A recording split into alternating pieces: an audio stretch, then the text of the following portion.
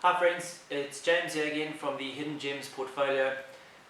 We thought it would make a lot of sense if we spent a few minutes this morning chatting about our portfolio's various cancellation and postponement policies, especially in how they relate to this COVID-19 era. Some of our colleagues in the industry have issued policy number 3 and 4, and while I completely understand the need to keep updating the policies, we felt that perhaps doing a short video on where we stand might make things a bit clearer and a little bit easier for you and your clients to understand.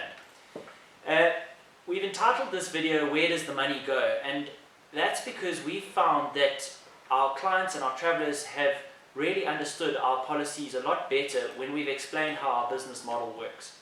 And that's the point of this video, is that in a few minutes we can give you an understanding as to why we have insisted on some of the clauses that we have and how you can communicate that to your clients and to your travelers. That keeps us all in the same boat, and that's obviously the aim of the exercise, and the ultimate goal is to keep everyone from the traveler to the supplier in the same boat so that we can all enjoy safaris in Africa again in the near future. I suppose the best point to start on is the issue on postponements and deposits. And our policy on postponements has been extremely flexible from the start. There really is nothing that we're going to do to impose any restrictions on a traveller wanting to postpone a booking because of COVID-19. And that applies to whether that postponement happens at 90 days or whether that happens because the client is on the way to the camp and they get stopped at the airport because of some screening measure. You know, if a client wants to postpone, the option is there. We're even taking postponements now up into 2022, and the only penalty, for want of a better word, is that if the client's booking changes in season, there may be seasonal rate changes. But that aside, there are no issues or restrictions on clients postponing to any one of our camps. Our only condition is that a postponement has to be made either with or following a 25% part payment. And I think that moves us on quite nicely to this issue of deposits and part payments. And you'll hear that I'm using the term part payment, and that's deliberate. And that's because once your traveller gets within 90 days of visiting one of our camps, that 25% becomes non-refundable. It is a part payment, it's not a deposit. After 90 days, it is non-refundable. And the reason we've taken that view is that, quite simply, our business model is not the same as a number of the other camps and accommodation providers in the world generally. Our camps are, for starters, very small. Our portfolio averages 9 beds per camp, and they're all extremely seasonal. As an average, most of our camps are open for 6 months a year. So we have a very short season and we have very small camps. However, it doesn't stop there. Most of our camps stop trading and stop running because of geographical factors. Typically the rain sets in and it becomes too difficult and too unpleasant to operate. However, it's those exact reasons that make the running of these small seasonal bush camps a 12-month affair, in that once you've been out of the camp for 6 months because it's been too wet, there's an enormous amount of work that needs to be done getting a concession or a camp ready again. You've got to grade roads, sometimes there's flood damage that needs to be repaired, bridges need to be built. There's an enormous amount of maintenance and work that has to happen on the camps even before we get close to opening. On top of that, these remote areas really pride themselves on offering outstanding guides. And if you want to keep an outstanding guide for 12 months, you have to pay him for 12 months or her for 12 months. And those people have families, they've got communities. You can't just pay them for a season and disappear. So it's for reasons like that that we require income right through the season, even though the camp is open for 6 months. And that's why we are so reluctant, and we've taken a position that the 25% part payment is not going to be refundable after 90 days, because the likelihood is that if you're trying to cancel a booking after 90 days, or within 90 days should I say, that money has probably been spent, or a large portion of that money has been spent in getting the camp that you wanted to visit ready. It's either been paid to guides to keep them living through the off season, or it's been used in repairs and maintenance.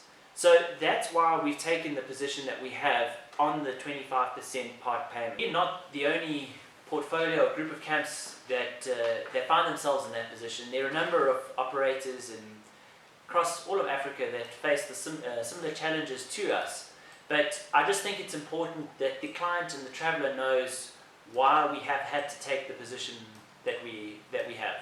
And I know a number of our friends in the EU have had real issues with the EU travel laws, and I think it's important that the client understands that as much as the EU have done a great job in looking after consumer protection, and that's wonderful that they've done it, those laws have not been done in consultation with small seasonal African businesses. And those laws really are at complete odds with what small seasonal businesses in Africa that offer quality remote safaris need in order to survive. And I'm sure if there'd been more dialogue between parties, that we could have found a middle ground. So I understand there's a conflict at the moment, and I really feel sorry for the travel trade that are stuck in the EU laws. And I just think that if we can have better communication between the client and what the camp is facing on the ground, I'm sure we're going to see positive results going forward. I also think this point brings us nicely onto cancellations and refunds. And I think that postponements and cancellations go hand in hand. And so our view is very much that we have taken an extremely flexible approach to postponements, and as a result, we are going to be less flexible on cancellations.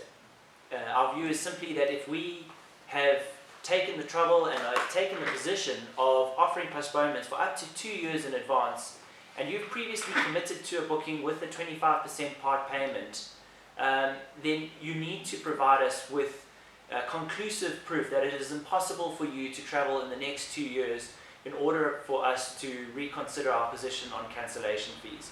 And that position is very simply, if you choose to cancel and not postpone between 90 and 30 days, you will forfeit the 25% part payment. And if that cancellation comes within 30 days, it will result in the 100% loss of the accommodation portion of your payment. And again, the reason for that is not because we're trying to make money, it's not because we're trying to exploit travellers who now can't travel.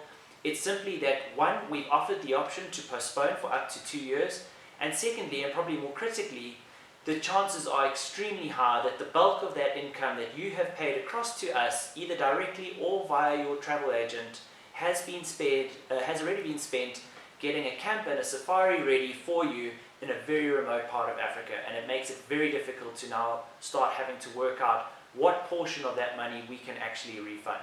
And that doesn't even bring into the equation what's going to happen to these operations if all the money gets refunded.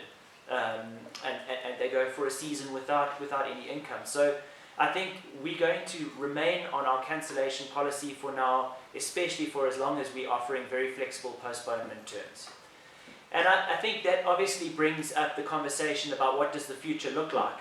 And I think what we're hearing is very encouraging for our portfolio, in that travellers looking to travel in the post-COVID era are going to be looking for smaller camps, camps that are in more isolated areas. So these types of properties are going to be sought after by travellers in the post-COVID era, which is very encouraging. And that's something we look forward to, and it's something that we want to share with you in the months to come. But in the short term, what the future looks like for us is very much a wait and see.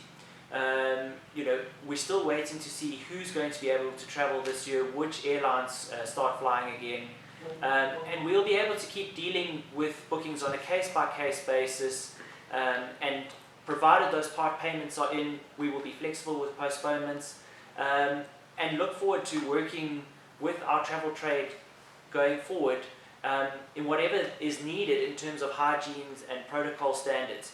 I think we're starting to see a standard and a list of non-negotiables that travellers need for the camps to comply with, and I'm sure once we've got a clear idea of what those look like, we'll be doing likewise. So that again is more just a case of communication, and we're happy to work with our trade partners on that.